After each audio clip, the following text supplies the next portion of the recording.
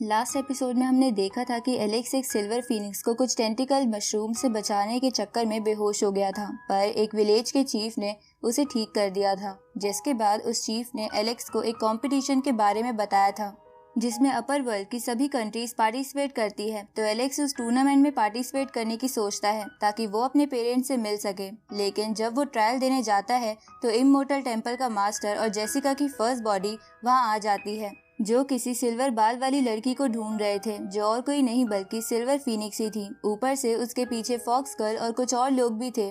इसलिए एलेक्स सोचता है कि वो जल्दी से रिकवरी करेगा ताकि वो ये सब राज जान सके। अब आगे तो एपिसोड 116 की शुरुआत में हम एलेक्स को देखते हैं जो उसी नदी में बैठकर नदी के अंदर अपनी हेल्थ रिकवर कर रहा था, जहाँ थोड़ी देर बाद उसकी हेल्थ पूरी तरह रिकवर हो जाती है और अब वो अपनी टेक्निक्स का भी इस्तेमाल कर सकता था। उसी वक्त उसके पास वो सिल्वर फीनिक्स आ जाती है तो एलेक्स उसे लेकर उसी गांव की तरफ जाने लगता है जिसके चीफ ने उसकी जान बचाई थी।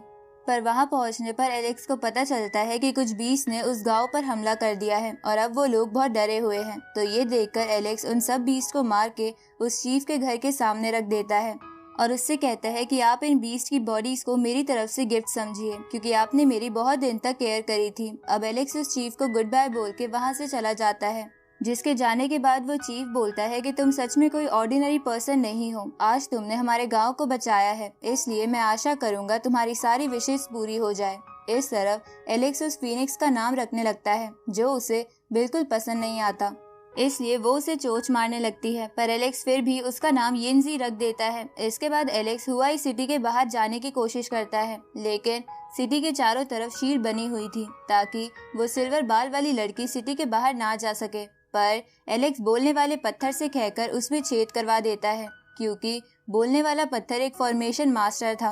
अब एलेक्स उस बैरियर से बाहर आके कहीं जाने लगता है, जिसपे बोलने वाला पत्थर एलेक्स से पूछता है कि तुम कहाँ जा रहे हो। ये सुन के एलेक्स उसे बताता है कि मैं वूजो नाम की जगह पर जा रहा हूँ जहाँ पर माउंट ब्लाउ के लोग रहते हैं, क्योंकि हो सकता है कि वहाँ मेरी फैमिली भी हो, जिसकी वजह से मैं उनसे मिल पाऊंगा। अब एलेक्स वूजो प्लेस के बहुत पास पहुँच जाता है जहाँ एक जगह उसे दो बंदे बातें करते हुए दिखते हैं जो आपस में बात कर रहे थे कि किन क्लैन के पास एक लड़का है जिसके पास 2 बोन्स है, जिसे उसके लेवल का कोई कल्टीवेटर नहीं हरा सकता है। तो ये सुन के एलेक्स समझ जाता है कि वो दोनों उसके भाई जेस की बात कर रहे हैं, इसलिए वो उनका पीछा करने लगता है। तभी उन दोनों में से एक बंदा कहता है कि मैंने सुना है कि उस लड़के की एक बोन उसके भाई की है और असल में वो इतना टैलेंटेड नहीं है। ये सुन के वो दूसरा बंदा उसे कहता है कि ये सब आगे से किसी को मत बोलना, क्योंकि मैंने र्यूमर सुने हैं कि ऐसा बोलने वाले लोगों को मार दिया जाता है।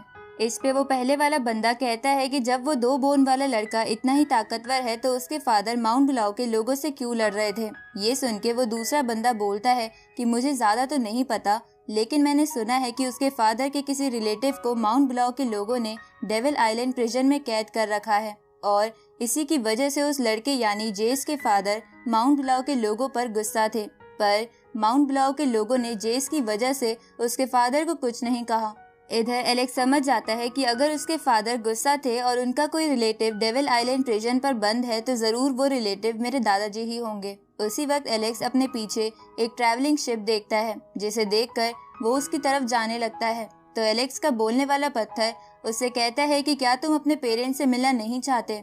इस पे एलेक्स उसे बोलता है कि मेरे पेरेंट्स यहाँ पर अभी ठीक हैं, फिलहाल मेरे दादाजी को मदद की जरूरत है, इसलिए हम सबसे पहले डेविल आइलैंड पर जाएंगे। इसके बाद एलेक्स आसमान की तरफ देखते हुए बोलता है कि ग्रैंडफादर मैं आपको कुछ नहीं होने दूंगा और जल्द ही आपको ढूंढ लूंगा। दूसरी तरफ हम डेविल आइलैंड को देखते हैं, तभी हमें नरेटिंग वॉइस बताती है कि बहुत सालों पहले ये आइलैंड एक डेविल का हुआ करता था जो 11th लेवल ऑफ कल्टीवेशन पर था, जिसे हराना किसी के बस की बात नहीं थी। लेकिन कुछ सालों बाद उसने और आगे कल्टीवेशन करने का डिसाइड करा, लेकिन उसके ब्रेक थ्रू के दौरान उसका सामना बहुत सारे डीमन से हुआ जिनके उसने टुकड़े टुकड़े कर दिए। लेकिन जब बात हेवन की लाइटनिंग झेलने की हुई तो वो इसमें कामयाब नहीं हो पाया और मारा गया, जिसके बाद उसका खून और मांस पूरे आइलैंड पर फैल गया, जिसकी वजह से इस आइलैंड पर थंडर एनर्जी भी फैल गई और ये आइलैंड बहुत डेंजरस बन गया। लेकिन डेंजरस होने के साथ ही उस डेविल के खून की वजह से इस आइलैंड पर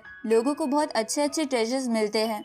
साथ ही ये आइलैंड आधा प्रिजन में बदल गया और आधा खंडर इलाके में। लेकिन आज भी यहाँ लोगों को बहुत अच्छे अच्छे ट्रेजर्स मिलते हैं, इसलिए भले ही इस आइलैंड पर हर साल बहुत लोगों की जान जाती है, लेकिन फिर भी यहाँ लोग ट्रेजर्स की तलाश में जरूर आते हैं। इस तरफ हम उस शिप को देखते हैं जो डेविल आइलैंड की तरफ आ रही थी, जिसमें एलेक्स के साथ बहुत सारे लोग थे। पर तभी शिप का कैप्टन शिप को रोक देता है, तो एक बंदा इसकी वजह पूछता है, जिसपे शिप कैप्टन उसे बताता है कि डेविल आइलैंड का वेदर अभी ठीक नहीं है, जो हमारे लिए डेंजरस साबित हो सकता है, इसलिए हम 7 दिन यहीं रुकेंगे और फिर अपनी जर्नी स्टार्ट करेंगे। ये सुन के शिप में खड़े कुछ लोग उस कैप्टन को बोलने लगते हैं कि हम इतने दिन तक इंतजार नहीं कर सकते, हमें वहाँ अर्जेंट काम है। ये सुन के शिप कैप्टन उसे कहता है कि अगर तुम्हें अर्जेंट काम है तो मैं एक शर्त पर तुम्हें आगे ले जा सकता हूँ कि तुम्हें शिप की पूरी कॉस्ट देनी होगी, ताकि अगर शिप को कुछ भी हुआ तो मुझे लॉस ना हो। ये सुन के वो सभी बंदे शिप कैप्टन को सुनाने लगते हैं, क्योंकि वो बहुत ज्यादा कीमत मांग रहा था।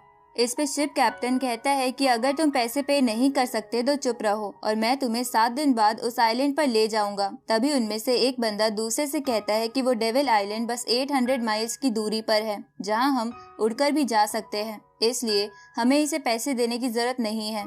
ये सुन के वो लड़का जोश जोश में उड़ के वहाँ जाने लगता है, पर डेविल आइलैंड की थंडर उसे 1 सेकेंड में राख बना देती है। ये देखकर शिप के बाकी लोग चौंक जाते हैं। उसी वक्त वो थंडर एक फेस के रूप में उन लोगों के पास आने लगती है, तो वो शिप का कैप्टन बोन वैक्स नाम के ट्रेजर का इस्तेमाल करके उसे वहाँ से भगा देता है। जिसके बाद वो शिप के लोगों से कहता है कि या तो मुझे पे करो या फिर हम यहीं रुकेंगे, पर तुम्हें डिसीजन जल्दी लेना होगा। तो उनमें से एक बंदा शिप के पैसे दे देता है, जिसके बाद कैप्टन शिप को आगे ले जाने लगता है, जहां थोड़ी देर बाद शिप के चारों ओर कोहरा ही कोहरा फैल जाता है, जिसकी वजह से शिप के लोग भी एक दूसरे को नहीं देख पा रहे थे।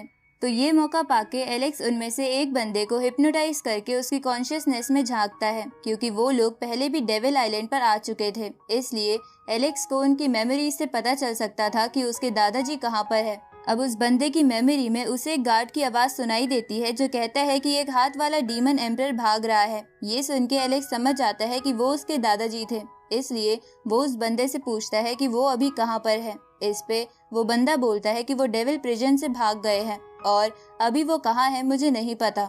अब एलेक्स उस बंदे को नॉर्मल करके अपनी जगह पर चला जाता है। उसी वक्त वो लोग भी डेविल आइलैंड पर पहुंच जाते हैं, जहां कोरा भी हट गया था। इसके बाद वो सभी शिप से नीचे उतर जाते हैं। तभी उनमें से कुछ लोग जो कि उस प्रिजन के गार्ड थे, वो उन लोगों से कहते हैं कि जिसको प्रिजन एक्सप्लोर करना है वो हमारे साथ चल सकता है, और जिसे बंजर एरिया में ट्रेजर ढूंढना है वो दूसरी तरफ जा सकता है। ये सुन के एक बंदा बोलता है कि अगर आपको इस प्रिजन में कोई भी ट्रेजर मिलता है तो आप उसकी 70% कीमत देकर उसे खरीद सकते हो। तभी उनमें से एक गार्ड उस बंदे को बताता है कि इस प्रिजन से एक बार एक बंदे को एक बोन ट्रेजर भी मिला था। तो ये सुन के वो दोनों गार्ड्स के साथ जाने लगते हैं, तो एलेक्स भी मौका पाके उनके पीछे पीछे चला जाता है, जिसकी वजह से उसे प्रिजन में घुसने में कोई तकलीफ नहीं होती। और प्रिजन में घुसने के बाद वो उन लोगों से अलग हो जाता है और प्रिजन को एक्सप्लोर करने लगता है। तभी बोलने वाला पत्थर एलेक्स से कहता है कि यहाँ पर हर जगह ज्यादातर थंडर की पावर फैली हुई है। इस पे एलेक्स उस ऑरा को फील करते हुए गुस्से में बोलता है कि मुझे लगता है कि वो एम्परर वॉइड डाउ लेवल पर था। ये सुन के बोलने वाला पत्थर एलेक्स से पूछता है कि तुम गुस्सा क्यों हो रहे हो। इस पे एलेक्स उसे बताता है कि मुझे ग्रैंडपा की हालत के बारे में सोचने की वजह से गुस्सा आ रहा है कि कैसे उन्हें इस जैसे प्रिजन में जंजीरों में जकड़ के रहना पड़ता था, इसलिए जो भी इन सभी चीजों के पीछे होगा मैं उसे नहीं छोड़ूंगा। इस तरफ कुछ प्रिजनर्स एक जगह की खुदाई करके ट्रेजर ढूंढ रहे थे और गार्ड्स उन पे ध्यान रख रहे थे। तभी एलेक्स उनमें से एक प्रिजनर को अपने पास बुला के उससे एक डील कर लेता है, जिसके बाद वो प्रिजनर एलेक्स को बताता है कि कुछ दिनों पहले एक हाथ वाला एम्परर ऐसे ही प्रिजनर्स के साथ खुदाई कर रहा था, जहां खुदाई करते हुए उसे एक मैजिकल बॉल मिली थी जिसे उसने निगल लिया था। तो ये देखकर चेंग फेंग नाम के एक गार्ड ने उसका गला पकड़ लिया था, जिसके बाद उस एक हाथ वाले एम्परर ने उस गार्ड से कहा था कि हम दोनों एक दूसरे से नफरत करते हैं, तो तुम्हें क्या लगा मैं तुम्हें ये ट्रेजर दे दूंगा। इसके बाद वो प्रिजनर एलेक्स को बताता है कि जब वो गार्ड्स उस एम्परर का गला पकड़े हुए थे, तभी उस बॉल की वजह से उस एम्परर की बॉडी से तेज रोशनी निकलने लगी थी, जिसके बाद वो उस गार्ड को हरा के वहाँ से भाग गया था। साथ ही उसने भागते वक्त बहुत सारे गार्ड्स को भी मार दिया था। ये सुन के एलेक्स उस प्रिजनर से पूछता है कि क्या तुम्हें पता है कि वो दोनों एक दूसरे से नफरत क्यों करते थे। पर वो प्रिजनर इसके लिए मना कर देता है। तो एलेक्स उससे पूछता है कि क्या उस एम्परर के साथ कोई यंग लड़की भी थी। यहाँ एलेक्स नैनी के बारे में पूछ रहा था, जो बचपन में एलेक्स की देखभाल किया करती थी और पहले एलेक्स के दादाजी के साथ ही गायब हो गई थी।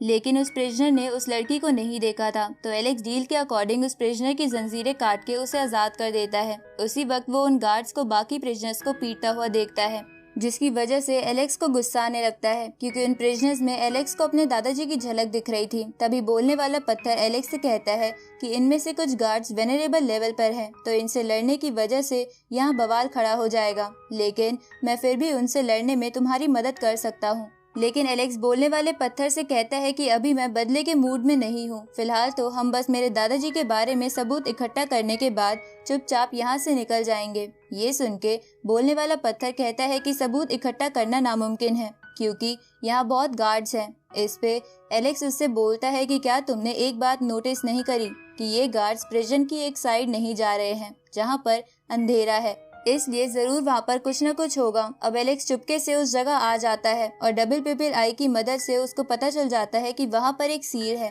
लेकिन डबल पिपिल आई भी उस सील के आर पार नहीं देख पा रही थी। तो ये जान के बोलने वाला पत्थर उस सील की जांच करने लगता है और उसे पता चलता है कि ये सील बहुत ज्यादा कॉम्प्लिकेटेड है, इसलिए वो बोलता है कि जरूर ये सील उस वॉइड डाओ वाले डेविल ने बनाई होगी।